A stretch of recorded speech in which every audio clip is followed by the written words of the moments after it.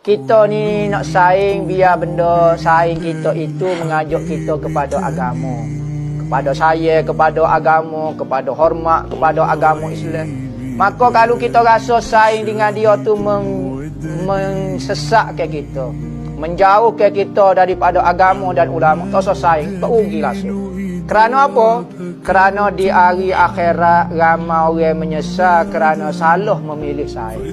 Antara kisah paling besar sekali di akhirat adalah salah pilih saing.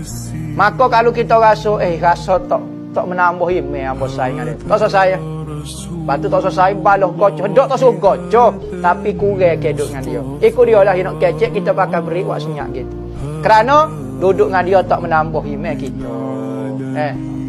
Kadang-kadang wajib dia pula kita tak saing dengan dia kerana mengganggu keimanan kita.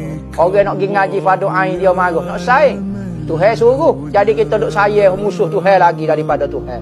Tuhan suruh mengaji agama, orang ni tak siwi mengaji agama. Saya lagi nak saing dengan dia. Berarti tak dengar kata Tuhan.